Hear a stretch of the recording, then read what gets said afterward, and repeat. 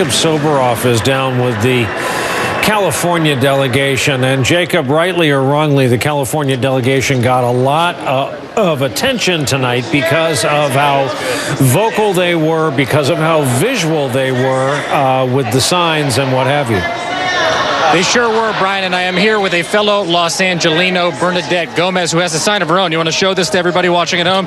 It did say "Stronger Together," and she changed the sign to say "Stop Her." I was watching you during this speech, and this looked like a very difficult speech for you to watch. It was very difficult for me to watch. Why? Well, I've been following Bernie for the past year and a half, and I feel very passionately for him and his cause.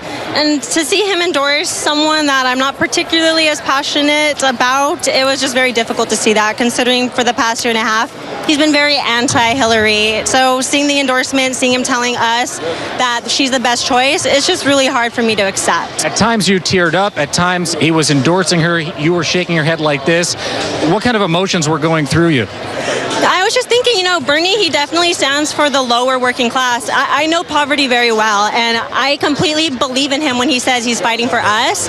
So for him to say Hillary is the best choice, she's the one fighting for $15 minimum wage, she's the one who's fighting for you, I don't agree with that. Given her track record, I cannot accept that. I do not believe it. So you don't believe him? I do not.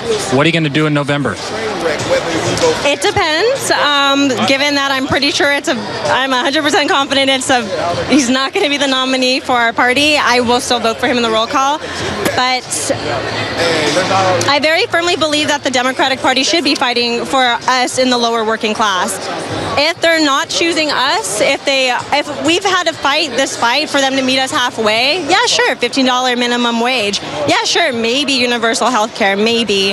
If we've had to fight them this hard for that, and once again, it's just a promise, it's not even for certain, it makes me want to leave the party because it does not represent my morals. Well, you're faced with a choice, Hillary Clinton versus Donald Trump. What are you going to do? Green Party, because that is also an option. Jill Stein. That's correct. There you have it, Brian.